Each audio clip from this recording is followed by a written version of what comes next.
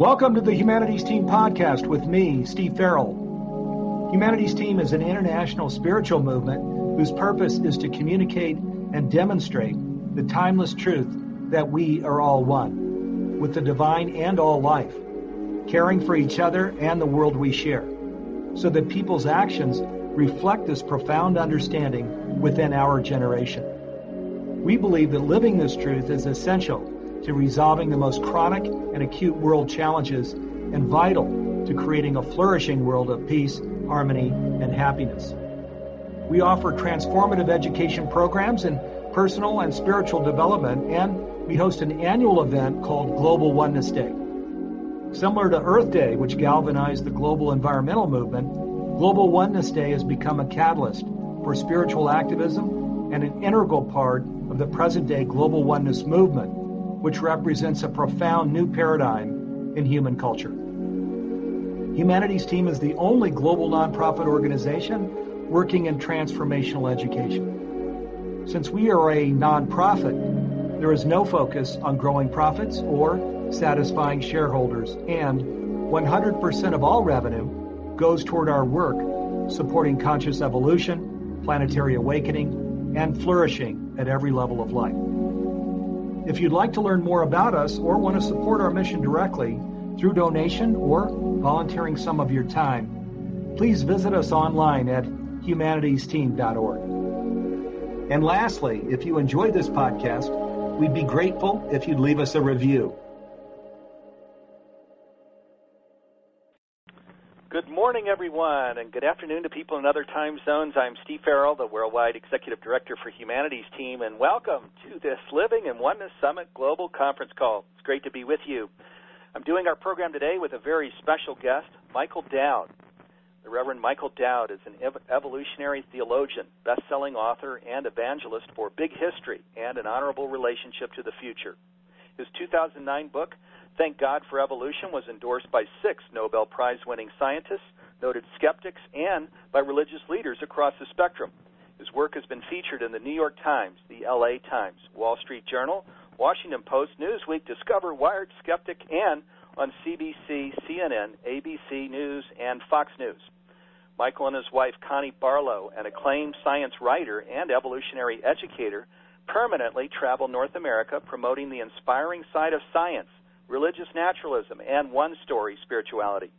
They've addressed more than 2,000 religious and secular audiences since 2002, from Catholic, Protestant, and evangelical Christian churches to Unitarians and free thinkers, to secular grade school, high school, and university students, to New Thought, Integral, and Eastern spirituality groups. I'll be welcoming Michael shortly. I know you're going to enjoy today's program. We have about 19,000 registered for today's call. Some cannot listen in live, so we send out a recorded link so these people can listen in later. Thank you so much, everyone, for prioritizing time to be here for this important program. This call is interactive with each of you, as it is each of our programs each week, our listeners. So I want to invite you to put your questions in the question window in Instant Teleseminar. I promise we'll get to at least a few of your questions during the hour, and you might go ahead and get started here early in the program with comments and questions so we be sure to get to them before we run out of time here. This is just an hour-long program. A little about Humanities Team as we get started. In Humanities Team, we see there is only one presence, the divine, and see we are all offspring and expressions of the divine. This means God's love, light, grace, and peace are ours because there is no separation and we share the same essence. This is true regardless of how far our lives may be from reflecting this truth. We don't share this as something just academic or intellectual. We believe everyone and everything is a beautiful and sacred face of the divine. Since our founding in 2003, we've done our level best to live as one with the divine, each other, and our earth home. We don't need to be perfect. It doesn't have to feel heavy. We must only be our best. This is important and urgent work. We're advocating personal development that crosses over into all of our roles, including that of partner, parent, and public service, but also institutional change, so we live as one collectively and create a fulfilling, compassionate, and sustainable world. If you resonate with our work, we invite you to go to humanitiesteam.org, our website, and reach out to us about projects you might like to become involved in. That's humanitiesteam.org. Okay, please get comfortable as we begin our program. I'm now going to welcome our special guest. Welcome to this global conference call, Michael Dowd. It's great to have you with us. It's great to be here, Steve. Awesome. Yeah, and this is our first program. We're 13 years old. First time we've done a program with Michael Dowd. Always wanted to do one, so it's just a great privilege and pleasure to be with you here today, Michael. Great, thanks. I've been looking forward to this, too. All righty. Well, let's just jump right in here. This theme, Thank God for Evolution, as I mentioned in the introduction, has gathered wide support from the right and from the left and many notables. What's the central message here? I think if I were to sum up the central message is that science and religion, science and spirituality can call each other, draw each other, spur each other to greatness. And what I mean by greatness is being a blessing to the future. I mean, ultimately, everything is judged by how it impacts the future. If we don't take into consideration how future generations will look back and see our spiritual practices, our lifestyles, our commitments, our priorities, our voting patterns. In other words, the only thing that's ultimately going to matter is our legacy, individually and collectively. We can meditate that we're blue in the face, we can do these practices and that, and we can have these beliefs or that or whatever.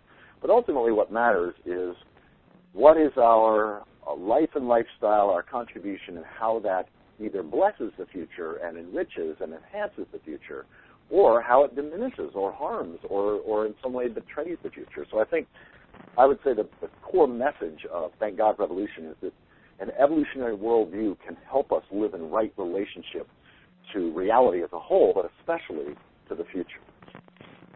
Wow, well, that's certainly important today, isn't it, as we look out at the world and all of what's going on.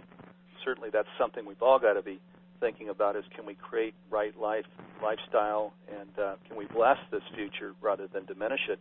Before we go deeper into that, which is really an important message, I'm just curious about the personal story here because as I mentioned in the introduction, you and your wife, since 2002 have been permanently traveling to share this message with all of these audiences all over the place. How is it that came to be? What was the calling there? Thanks for asking that. It's been fascinating. We just jumped out on faith in 2002. We had no idea how we would support ourselves, whether we'd be able to support ourselves, and we originally applied for a big grant and the John Templeton Foundation, and they basically said, hey, we love what you're doing, but we fund academic science and religion conferences. We don't know what to do with a couple of itinerant evolutionary missionaries. So we essentially have been living out of people's homes. We haven't had a home. We don't have an apartment. We travel North America pretty much nonstop and done so for almost 15 years. Spoken to close to 2,100 groups now, literally from atheists to evangelicals and everything in between. And we really focus on where science, inspiration, and sustainability intersect. And the two sciences we're particularly passionate about are ecology and evolution. So where ecology, evolution, and spirituality intersect, you could say that's our passion. And what's fascinating, Steve, is that we began, 9 or 10 years ago, we started handing out feedback forms. And they were anonymous, and I just asked people to be brutally honest with me and with us. If there's anything that's off-putting, any ways that we could language things better, what are we missing, what are we not seeing, and that sort of thing. And we got some really great feedback over several years to where now I know that I can do the exact same program and have many, many times in totally different religious and secular settings. For example, 6 years ago, I did a program at the United Nations. It was called Evolution and the Global Integrity Crisis. And then a few months later, Michael Shermer at Skeptics magazine down in Southern California wanted me to deliver the distinguished lecture at Caltech. So here I gave the exact same program, didn't change a single slide, to 350 humanists and atheists at Caltech. They loved the program. It's up on YouTube. And then a week later, exactly 7 days later, Michael Beckwith invited me to deliver that program at Agape Spiritual Life Center. They loved it. A month later, a Catholic church, and 2 weeks after that, an evangelical church. Now, evangelicals, New Age, New Thought folk, atheists, and Catholics are totally different populations, not to mention the United Nations. And yet the exact same program, without changing any slide at all, worked in all those settings. And I think it's because we focus on the sacred side of science, and specifically how that can enrich and enhance how we live, such as to be a blessing to the future. Yes, amen to that. Boy, isn't that important work today. Wow. Well, please.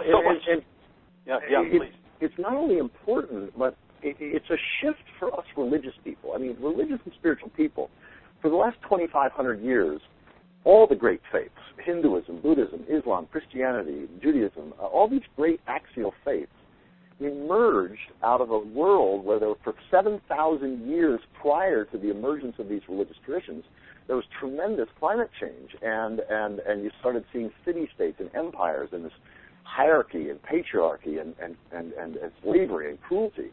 And so these religious traditions emerged in a world where we really had no choice about the economic and political structures that most of us lived in. And so there was this emphasis on transcendence, on this otherworldly transcending this world and communing with the divine in a more otherworldly or transcendent sense, because there really wasn't anything that we could do about this world. So you find this nature-negating and transcendent orientation that's common to all the axial faiths, and it made total sense given the world in which they emerged. We're now in a different world. We're now in a world where we have a global civilization that's damaging the future in major ways, an economic system that itself could only be described as demonic.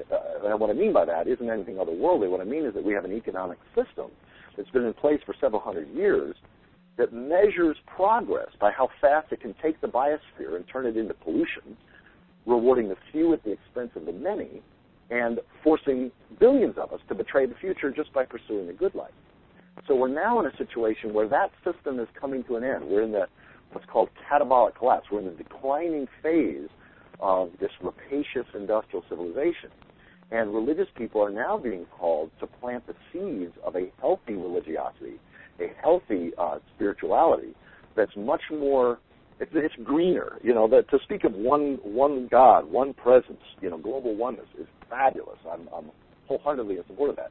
But we need to realize that God is green, that we must include the natural world, what I call primary reality. That is, we've got to include the air, the water, the soil, and the life upon which we depend in any understanding of the divine. And that's fortunately happening. That's happening on a fairly rapid level. Yeah, that is, of course, so true when we talk about being made in the likeness and image of God. That is all of life. That's all of life on the planet. It's not just humanity. Boy, we've got a program. We're one of 4 NGOs, Michael, that created a conscious business declaration. If you go to consciousbusinessdeclaration.org, you can see what this alliance is up to. But it's pointed at exactly the things you're talking about. You mentioned this declining phase of this industrial economy, and that's because conscious of business is on the horizon. That business needs to step in to look into this place of gain that's more than financial, that where the gain is in nurturing humanity, the gain is in stewarding the earth and life on earth, and where businesses are generators of nurturing and positive things in their communities and globally, not just financial profits. So we're with you. This has really got to get down to where the rubber hits the road of changing, how we're living collectively, so that we can create this future that you speak about. That we have a blessed future and not a diminished future. I might challenge you on that one, Steve. I think it's both. I mean, a friend of mine, Tom Attlee, in terms of, we have a blessed future rather than a diminished future, I really think it's both. We are living in an age where, because we have mistreated primary reality, that is, the soil has been diminishing for a couple centuries now, the forests have been degraded and all the big ones are gone, and even the forests that have regrown, it's nothing like it was, and we're continuing to destroy roughly a football field every second or two. So there's this diminished future that partly is absolutely, it's kind of like in the Mediterranean, after centuries of denuding the forests and the topsoil loss, there were actually, ever since, it's been less. And so one of my friends, Tom Attlee, he's one of the world's leaders in collective intelligence, and he says, when people ask him how he thinks the world is doing or how we're doing as a species, he says, well, it seems to me things are getting better and better and worse, faster and faster. And I really think it is both of those. We are going to be living for our children and great-grandchildren. I mean, we are out of the Holocene. We are now in a new climate regime because of the carbon dioxide. And there are certain things that are literally inevitable. God has been telling us, God has been shouting to us through, the bullhorn of trends, through evidence, that we are now, we've unlocked certain patterns. For example, the seas will rise 25 to 40 feet in the next 200 years, regardless of what we do. If all humans go extinct tonight, the seas will continue to rise 25 to 40 feet, which is going to inundate most of the great cities around the world. And so I think it's both a world of possibility, both a world of blessing, both a world of heartful commitment and engagement and deeply nourishing, local, soul-nourishing sustenance. But it's also, we are kidding ourselves if we don't realize that we have decades and centuries ahead of us of also decline and challenge, and it's not going to be easy. Yeah, well, so true. The enormity of the challenge here, it's big, and that's why this whole spiritual ecology thing is so important. One of the provisions in this Conscious Business Declaration is this. It says, business must go beyond sustainability and the philosophy of do no harm to restoring the self-renewing integrity of the earth. So, we're with you. Ultimately, what this is all about is first creating the awareness of real spiritual literacy where we see the sacred in the world, and then, secondly, the spiritual activism where we get out and get involved. And, of course, that's what, boy, you and your wife are the ultimate activists in the lifestyle you've created, huh? Yeah, I mean, it's interesting because I love the language you're using and the way I'm interpreting it. Like, for example, to see the sacred in the natural world is absolutely vital. It's one of the most important things. And when we do that, let me put it this way. One of the most effective ways to do that is to treat all living beings, all entities, and not just those with legs and wings, but also those with roots, to treat all living beings as teachers, not tools. Because then we're listening from the heart in a way that what can this being, what can this species, what can this reality, this aspect of God's body, God's nature, what can this teach us? What can it teach me? And that humility, curiosity, and generosity really does help us go into a deeper, sacred relationship with this green world of which we're a part and upon which we depend utterly. Yeah, wow. Well, so true. And in fact, one of the things I know that you talk about is having this I-thou relationship with reality, not this I-it yes, exactly. relationship, which is what you're talking about here, right? Yep.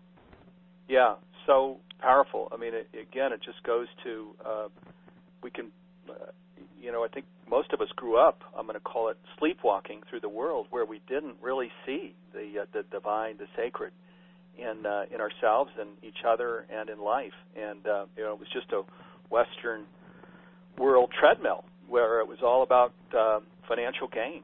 And, of course, so much of the world is kind of stuck in that place now, which is why you do the work that you do and we do the work that we do, Yeah, amen. I mean, one of the things that's interesting is that when you start seeing evidence as modern-day scripture, that evidence is the way reality is revealing itself to us today.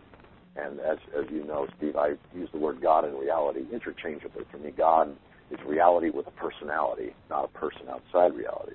And so living in right relationship to reality is what it's always about. And, of course, reality, that is what's inescapably real, includes nature and time.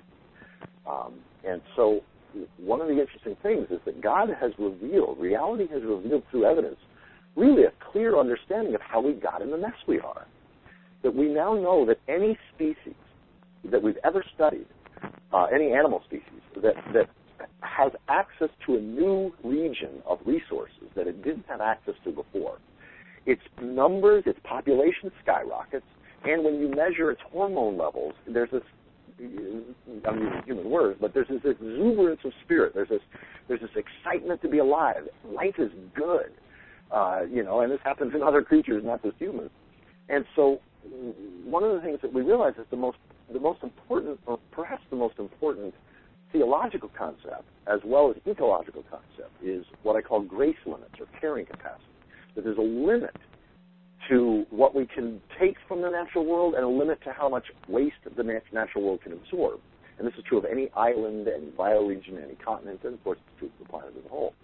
So Europe was at saturation level. Europe had tremendous forces after the collapse of the Roman Empire.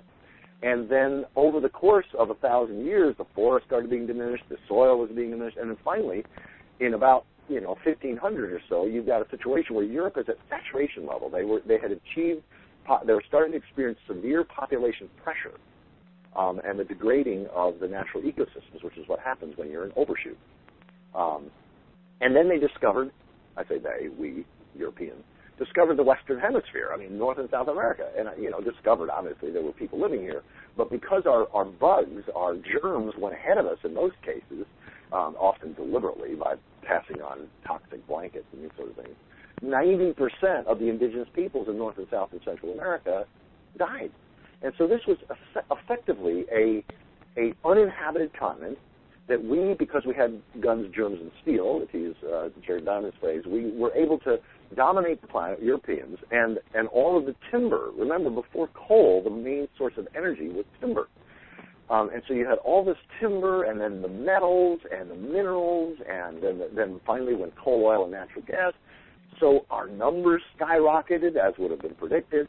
Our exuberance of spirit and all the institutions that we created reflected, A, the new world of resources and this ancient energy, half a billion years of stored sunlight that we started tapping and using and burning up. The problem is, and this is the great predicament, my great mentor, William Catton, who wrote what I consider to be the single most important book I've ever read in my life, which is Overshoot, The Ecological Basis of Revolutionary Change by William Catton, Overshoot. Anyway, he talked about this, the fundamental predicament of humanity. That's a big claim he's making, is that we're living in a carrying capacity deficit world. That is, we've overshot the carrying capacity of the planet. Yet we have institutions and mindset and expectations of carrying capacity surplus, because in the 17th, 18th, and 19th centuries, and even early 20th century, we were still living prior to, we still had more than enough resources, more than enough energy. And so all of our institutions that we've now farmed out to the world, and the world, India and China, has the expectations that they can live like middle-class Americans, and yet we need 4 or 5 planets for that to be the case. So we have a carrying capacity deficit reality, and yet we're living in a carrying capacity, we have a carrying capacity surplus mindset, yet we're living in a carrying capacity deficit world. And that will be the fundamental issues that humanity, the fundamental predicament of humanity is, over the course of this century, population will decrease, we'll see the degrading of natural systems, and we need to, ultimately God, reality, is calling us back into right relationship with reality. And it will be a wonderful and traumatic process both. Yeah, amen to that. And I'm an optimist. I know you are too, but there's a lot of work to be done. And, of course, that's why we're doing these calls, is to create awareness and to really empower all of us listening to be activists and get out there and get involved, because as we look out on the world, certainly we can all see that, my gosh, there's no room for anybody to be sitting in the stands right now. We all can be involved from our homes and our communities. There are questions coming in. Thank you, listeners. One of the questions here, Michael, is Joan from Kentucky, says, can you talk more about the I-thou relationship versus the I-it relationship? I'm happy to. Thanks, Joan, for the question. Actually, before I touch that, I just want to say one thing, which is I'm a short-term optimist. I am optimistic by nature. I'm a positive person by nature. But I'm a short-term optimist. A short-term pessimist, you could say, and a long-term optimist, because I do think we have decades and even centuries of challenging times. But when I look out in a longer time, I think humanity will survive. I think we won't go extinct, and I see that this brief period, this brief few thousand-year period where we've been out of right relationship to reality, that we are coming back into, I call it that we are in the early stages of the Great Reckoning. That is where we've been out of right relationship to reality, and we're now about to experience consequences of biblical proportion. But it's also the Great Homecoming. It's humanity, the prodigal species. We've squandered our inheritance. We're waking up to our predicament in a pig pen, as it were, and we're coming home to God, to reality, to primary reality. So I sometimes call myself an apocalyptimist. The stance of an apocalyptimist is, of course we're screwed. Thank God. because it's that longer-term perspective. So, anyway, to Joan's question. Martin Buber, the famous Jewish theologian, wrote a book decades ago, I and Thou. And what he talked about is the radical difference between relating to reality, any aspect of reality, as an it, to be used and exploited, rather than, or a tool, or a thou, to be honored and respected and learned from.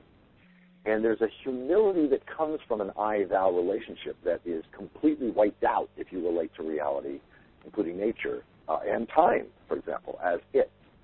So, for example, indigenous cultures had a personal relationship with the past. In fact, most healthy cultures have had a personal relationship with time. That is, they've honored the ancestors, and the ancestors are in a very real sense not gone. That is, they're still able to teach. And so I do guided meditations where I invite people to, have some ancestor of theirs speak to them, some ancestor that struggled and sacrificed. What would that ancestor say to you today that you would find encouraging? And then I allow about a minute or two of silence, and then I say thank that being in whatever way you feel is appropriate. And then I say, now I invite you to imagine some being who's alive 100 years from now or further out. It could be a grandchild or great-grandchild of yours, if you have kids or grandkids, or you expect you will, or just anybody who's alive 100 years from now or further out. What would they say to you that would call you to greatness? So again, I'm trying to, in Western audiences, help people have this personal I-thou relationship with the past and an I-thou relationship with the future, as well as an I-thou relationship to their bioregion and all the living beings upon which we depend. So it's more that personal, respectful, honorable. Let's put it that way. An I-it relationship is dishonorable, and we betray the future when we treat primary reality in an I-it way. But we honor the future when we treat primary reality, which includes time and nature, as well as mystery, as well as transcendent mystery, but it includes time and nature. When we treat that as a vow to be respected and honored, we then have an honorable relationship to the future. Yeah, boy, it just goes to this thing of alive or dead universe, and if it's a alive universe and it's alive in the divine, then it's right. But here's one of the challenges: is that I speak, as I mentioned before, from radically anti-religious audiences to very religious and devout audiences of very different kinds. And to speak, and Dwayne Elgin is a dear friend of mine. I've known that brother I've considered him an older brother on the path for decades. But to speak of a living universe really works for many people. But for some people it doesn't work, but I find ways of languaging it that works for everybody, which is whether you grant life to the universe as a whole. Certainly life evolved. If life exists anywhere in the universe, then the universe is in some very, very real sense alive. So I can easily go there and happily do. But for people who are sort of the more materialistic scientists, humanist atheists, skeptics, free thinkers, whatever, one of the things I say is whether you whether you feel comfortable with saying the universe is alive, one of the things that I invite you to do is realize that we know of no culture in the history of humanity that survived for very long without having an I-thou relationship to what we would call the universe. So just from a purely pragmatic standpoint, whether or not you're willing to say ontologically, the universe is alive, can you grant that we don't have any evidence of any sustainable culture anywhere in the history of the planet that doesn't relate to the universe as if it were alive? And I have even atheists and humanists go, well, okay, I can't argue with you on that. And so good. Then in that case, then let's start there. Let's have a personal relationship to reality because we're not going to survive if we don't. Yeah, I love that. Yeah, just kind of laying out the evolutionary history of things and saying, if we don't look at it this way, it's never worked. Right. But how do you, Michael, so with an audience of, you mentioned, an atheist audience and non-believers. So, of course, as we look out in the world, our bodies are separate, nature is separate, and, there can be the belief in a God in the clouds or no God at all. How do you get to this place of the sacred and just being in service to life with this kind of audience? And I'm sure it's part of it is what we just talked about. But what is the how do you step through that? Yeah, great. I'm so glad you asked that question, Steve, because this is a topic I don't often get a chance to discuss in religious or spiritual settings, and yet it's so vital. In a word, personification. I think the single most important scientific discovery about religion, about spirituality, about our hearts and minds in the last 500 years, or certainly one of the most important revelations in the last 500 years about religion, and this is a scientific revelation, is that our brains inherently, instinctually, innately give human characteristics to what's more than human, what's other than human. And we do that for very good evolutionary reasons. You know, if I'm walking a path, say 10,000 years ago, and, you know, in some indigenous culture or whatever, and I mistake the bear for a boulder, so it's really a bear, but I think it's a boulder, I'm lunch. But if I mistake the boulder for a bear, it's really a boulder, but I think it's a bear, and I run, I'm alive. And so from a purely survival, evolutionary instinctive way, our brains were patterned over millions of years, 2 million years roughly, to give human characteristics, to give human agency to what's other than human or more than human. And so, for example, you can't understand the world's myths and religions if you don't understand our brain's propensity to personify. That is, to relate in a personal way to what is not a human person. And that's what I would say you can't understand the world's myths and religions if you don't understand how our brains do that. So, for example, Poseidon was not the god of the oceans. Poseidon was not the spirit of the oceans. Poseidon was a personification of the incomprehensibly powerful and capricious seas. You know, when you're standing at the ocean's edge, you know, and you personify it consciously or unconsciously as Poseidon, it's inescapably real. It's not something you believe in. It's a reality you can't not experience. Gaia is a personification of Earth. Eros was a personification of love or lust. And so Kronos was a personification of time. These are personifications. So anthropology has taken us down this dead-end path, thinking of gods and goddesses as these disembodied entities that float around in the world somewhere. So theists say, I believe in God, and what they mean is some supernatural being who blesses some and smites others. And atheists say, I don't believe in that God. But both of them have a trivial, impotent, and inconsequential understanding of God in mind. So when you understand God as a personification of what's fundamentally, undeniably, and inescapably real, it doesn't matter whether you believe in reality or not. But if we don't live in right relationship to reality, we're going to suffer, and we're going to cause others to suffer. And so I focus on that when I speak to atheists, humanists, free thinkers, because I don't get any argument or pushback. They can't deny it. There's tons of evidence. In fact, anybody listening to this who may, you know, not be so sure of what I'm saying, just Google personification or deities personification or gods, goddesses personified. And if you Google any of those terms, you'll find literally dozens of websites that have web pages that have all the gods and goddesses from Rome and Greece and China and Peru and all these different gods and goddesses of different cultures, and then what aspect of reality, or reality as a whole, was being personified. That is, was having a thou relationship to. So that's sort of the main angle that I go in when I'm speaking in non-religious or secular or humanist or materialist sort of setting. Huh. Yeah, that's very unique, where you just are going in the direction of, you know, hey, we're personifying, you know, so we're projecting all of this stuff. Well, it's actually, it's interesting because, you know, language really, my favorite course in my entire undergraduate and graduate work was philosophy of language. And Ludwig Wittgenstein was one of the most famous philosophers of the 20th century, and he loved to just piss off other philosophers because he basically said that most philosophical and almost all theological problems are caused because we simply don't understand the way language works.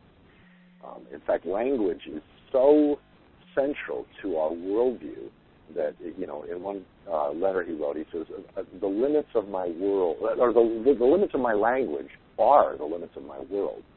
So it's not just a matter of projection. There's this subjective-objective dance. James Hillman, one of the famous psychologists of the last, 75 years or so, said, loving is a way of knowing. And for love to know, it must personify. Personifying is thus the heart's mode of knowing. It's not a lesser, primitive way of apprehending, but a finer one. To enter myth, he said, we must personify. And to personify carries us into myth. Now, what he's meaning by myth isn't an untrue story. He's using it the exact same way Joseph Campbell did, a narrative that puts us in accord with the nature of reality. So it's not, I balk a little bit at the language of projection. It's deeper and more intersubjective than that. Yeah. So just staying with us, because this is fascinating, and again, it's unique. We talk to a lot of leaders in this area of science and spirituality, and this whole focus on personification is unique. Do the audiences get to the other side of that, where they, as you talk this through, and including, how anthropology, as you mentioned, takes us down a dead-end path? Do they get to the other side of it and say, "Oh my God, there's just this astounding wisdom of, wow, this is I thou, it's not I it, it is." Right. Yeah, many do. I'm sure not all do, but one of the tools that I use that really, really assists, it sort of just makes it inarguable, is Hollywood and Conservation International really got the memo on personification in a major way about 3 or 4 years ago. And there's these about 12 or 13, maybe 14 by now, videos, little short 1 or 2 minute videos up online on naturisspeaking.org. Anybody who listens to this, just go naturisspeaking.org. And Julia Roberts, for example, speaks as nature. She doesn't speak about nature. She's Mother Nature speaking. Harrison Ford speaks as the oceans. You could consider him the voice of Poseidon today. Kevin Spacey, for example, makes a wonderfully snarky rainforest, as only Kevin Spacey can do, but it's like he's speaking as the rainforest, and he says, humans, big brains, opposable thumbs, so smart, they'll figure out what I'm good for. And then he pauses, and he says, humans, making air. Now that'll be fun to see. And so when I show 1 or 2 of these nature speaking videos, it just leaves the entire audience, no matter whether they're secular or religious or whatever. It's like they get the power of personification. I mean, it's like they get it viscerally in their bodies. So it's not just abstract words I'm talking. Yeah, boy, that's awesome. And when I speak in religious audiences, I say, and God's voice includes all of these. Otherwise, it's not reality that we're talking about. Yeah, right. Well, so I'm going to making note of that. Naturisspeaking.org. Wow, that's awesome. And some of these videos have gone viral. They're just wonderful. Yeah, great. Well, that's a fabulous tool. So thank you for that. We've got some different questions here, and let's see. One of the questions is from Joshua in Boulder. Boulder's where I'm located. He says, "Michael, I admire you and Connie's choice of living a roots-free way. What advice would you give young people struggling to get a job?" And so I'm sure he's bringing in, the aspect of just life and living, so a job that is going to nourish your soul and the planet. I'm sure that's a part of this question. That's a great question. And again, but before I respond to that, I just want to mention one other resource. Anybody who's interested in going more deeply into the personification thing and what God has revealed, what reality is revealed through evidence about that. In 1994, there was a book written by somebody who lives in Boulder, Colorado. That's what it reminded me. It's Stuart Guthrie. And he wrote a book, Oxford University Press, called Faces in the Clouds, A New Theory of Religion. And he takes a look at personification across the religious and secular spectrum and shows in the most compelling way possible the centrality that you literally can't understand the world's myths and religions if you don't understand our brain's propensity to relate, basically, to give human characteristics to what's more than human, because that's the way that we will have a healthy relationship rather than an abusive relationship to reality. So I highly recommend that book for anybody who's interested in going more deeply. What's fascinating is that his book is now one of the foundational texts in an entire field, an interdisciplinary scientific field called evolutionary religious studies, where there's over 100 scholars, literally Buddhist, atheist, humanist, Catholic, Hindu, New Age, the whole gamut of scholars that are working in this field, and all of them, even the evangelicals, don't try to debate the centrality of personification because there's just too much evidence. So I recommend that book. Back to the question related to what I to a young person struggling to get a job. It's one of the most difficult questions because there are far more people who are conscious and who are waking up to the nature of reality and how sacred things are, and yet our economy is still very much based in a materialistic, take from nature. It's just there's this mismatch, and so to find work that nourishes the soul and helps support a person in how they support their family and whatever, it's not easy. There's lot more people that would love to have ecologically grounded, socially just, and environmentally friendly occupations and jobs than there are positions like that are open. And many educational avenues are going to prepare you for jobs that don't even exist in the world anymore, or soon won't. And so we need to find ways of finding those jobs and creating jobs that really are about helping us to live in right relationship to time, to nature, to reality. And also to live simply, the household economy is vital. Local communities, reestablishing a barter network, a trade network, a gift economy, and finding ways There's an exercise I used to do that I still encourage people to do, is to take a piece of paper and draw a line down the middle of it. So you've got two columns. And on the left-hand side, write all the things that light you up, that give you joy, that give you energy and fulfillment and happiness, things that you're good at, things other people tell you that you're good at, etc. And be extensive, write as many things as you can. And even ask other people that know you well, what would they say? And at the top of that list, you put my great joy. And then on the right-hand side, list all the things where you are aware, where you feel the world's needs, or where you feel the future's needs. And not just where you intellectually know about what the world needs or what the future is going to need, but where do you feel it? Where do you feel frustration, depression, anxiety, anger, and especially where do you feel compassion? Where does your heart just ache over what's happening in the world or what the future is going to have to deal with? And then you list all those things. And at the top of that list, you put the world's great needs. So you've got your great joy and the world's great needs. And then when you've got your two lists, you just pay attention, you just meditate. You pay attention to your heart. You bring your attention to the center of your chest.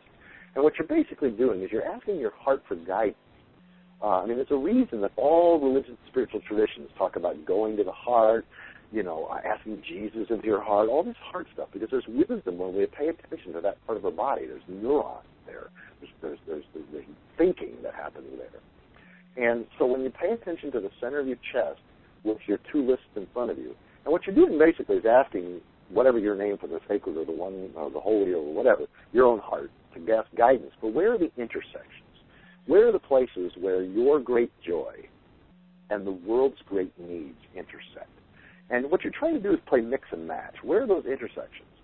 And if you do this exercise with someone else who's also doing the exercise, you can sort of help each other see intersections. And it's an exercise that I encourage, especially young people, but not just young people. I encourage people to, every 5 years, anybody should do this kind of an exercise every 5 years. Because where are those places where your great joy and the world's great needs intersect? Where your joy and the future's needs intersect? That's your calling. That's your mission. That's your vocation.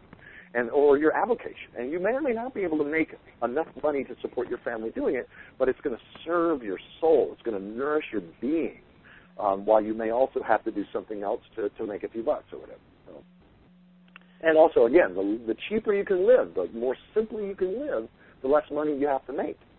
One of the great gifts of what Connie and I have been doing is, we're sort of professional mooches. We live out of the generosity of others who open up their homes to us.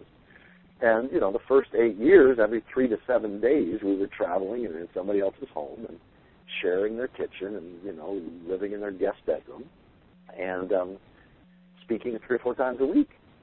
And now, the last 6 years, we now have a state-by-state file of people who have offered us a second home or a vacation home or, when they go off, they let us house sit or whatever.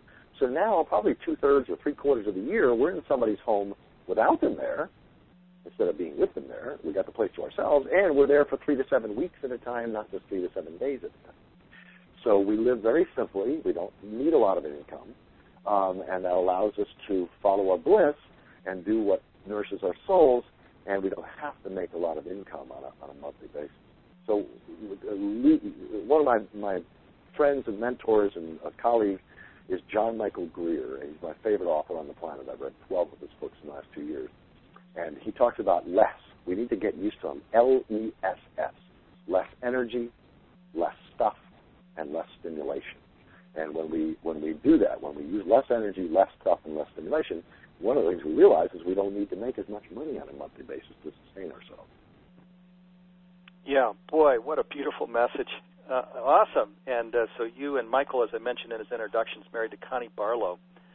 So big bow to you, Michael, and your wife. Just awesome that you share that message and you live that message. Really powerful.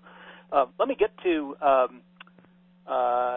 somebody's just commenting. Joshua came back to say, wow, that's great. The program has been a blessing for me today. So that's a comment from Joshua. Thanks, Of course, we have the U.S. election here just around the corner. So the first question that came in, and I don't see the person's name on this one, but says, hi, please give us some hope about this election. So uncomfortable about voting. Not sure what to believe or trust. It all seems so insane. Thank you for any guidance for us out here. When will we ever know the truth of what is going on in the White House? Thanks again and many blessings. Okay. Well, what's the name of the person that asked that question? This person, there's not a name on this one. Okay. It's actually the first question that came in. Okay, so a bow of gratitude to you who asked the question. That's great. So, yeah, one of the reasons why I'm so passionate, so evangelical, you could say, about sharing an evidence-based pro-future message is that, and this is one of the reasons why I read John Michael Greer so religiously. Why I read him every day, basically. I just got out of a recording studio last week from recording John Michael Greer's latest book, which is, now brace yourself for the title, because normally you don't hear this kind of thing in spiritual circles, but it's called Dark Age America. And it's about the next 500 years, like what reality has revealed through evidence, about the rise and fall of all there's been 24 previous civilizations that have become great, and then their own greatness becomes their own undoing. And then there's a dark age. And then, and then there's another civilization arises and becomes great, and then its own greatness becomes its own undoing. It's called Immoderate Greatness. In fact, the best book was a little 75-page book that this guy, William Ophuls, O-P-H-U-L-S, William Ophuls wrote, called Immoderate Greatness. It's all about what we've learned about the last, over the last 2,000-3,000 years about civilizations rising and falling. And they all rise for very different reasons, and they become great in very different ways, and they all fall the same. There's predictable patterns of decline and fall. And we are in those very predictable patterns now that will last probably 100 to 300 years. And so that's why I've been telling people, if you only read one more book in 2016, make it John Michael Greer's Dark Age America, because it will help you understand the most likely scenarios of the last 500 years, the next 500 years. But it also helps you understand how we got in the mess, like, some of our collective insanity. So back to the election. I fully agree that it's a heart-wrenching, painful, difficult time because obviously Hillary Clinton and Donald Trump are very different. They would have radically different administrations. There would be, so there's just no way that I could possibly say that it doesn't matter. It does matter. And what they agree on is more painful to me than where they disagree, because they both agree that economic growth is the way we should go. And economic growth is actually the problem. We have the idea that everything can continue growing. Only cancer has that mentality. Nothing can grow exponentially forever. The idea that we can have infinite economic growth, or growth of any kind, in a finite world is not only unsustainable, it's insane. It's crazy. And yet that's where they agree. And so we're going to, that's why it's so important to have this big picture perspective that I get from people like William Ophuls. I mentioned William Catton's Overshoot, John Michael Greer. In fact, I would say the most important resource that I could recommend to anybody listening to this conversation, just Google Grace Limits Audio. Grace Limits Audio. Because what I've done is I've recorded about 1,000, maybe 1,500 hours of audio. It's all available for free. And I've gotten the permission of the authors and the publishers and stuff, or go to our main website, thegreatstory.org, and just click on Grace Limit. And what I've got, you'll see there, I've got William Ophuls' Overshoot. I've recorded the whole thing in audio in 2 of his other books. I've recorded 5 or 6 of John Michael Greer's books. I've recorded William Catton's Overshoot, including a little short 20-minute introduction to Overshoot. I mentioned before about the green history of religion, that all these great axial faiths emerged out of 7,000 years of climate change, and that's why they're so otherworldly and transcendent oriented. I didn't get that from myself. this amazing guy, Anand Viraraj, wrote a book called The Green History of Religion. And then he has a short summary of the Green History of Religion. So you don't even have to read the whole book. You can get the essence of it in his essay. And all of that is available for free, audios, and I can link to the text where you can buy the text, or where you can buy the book, because I'm encouraging people, if you like this audio, buy the book so you can mark it up, And so it's probably the most important resource that allows me to face the craziness of the political time, the craziness of this election, from a place of, oh gosh, of course. And yet also to stay in what my mentor Joanna Macy calls active hope. To not shy from looking at the bad news, the scary stuff, but ultimately to come back to active hope. Yeah, boy, active hope, isn't that the truth? You don't want to get stuck in the abyss, and a lot of us just are turning off the media, going in frequently enough to understand what's going on, but boy, not to get caught in that 24-hour just mindset of the... Absolutely. I mean, I avoid most of the media. I mean, I check it, once a day, sometimes once every other day, and I only stay on for maybe 20 minutes to a half hour because I'm committed to not having my consciousness absorbed by all of this stuff that gets called news that's actually episodic trivia. It ignores the big patterns, such as all the stuff that's on my Gratefulness page. In fact, I have a green box, which is that's essentially, because there's just so much resources there. I had to help guide people through it. And so there's the sustainability must-read. Like, here are the short essays and the short books.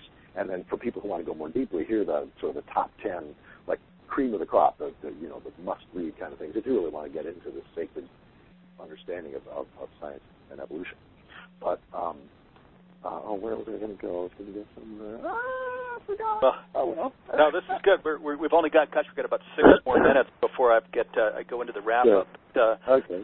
This has been awesome. Let me say also, just on your message of living it. You may know, Michael, Humanities team, for our 13 years, we started out all volunteer, and even to this day we're half volunteer. I myself have never been paid, and our expenses aren't even reimbursed. That's awesome. That is such a model, Steve.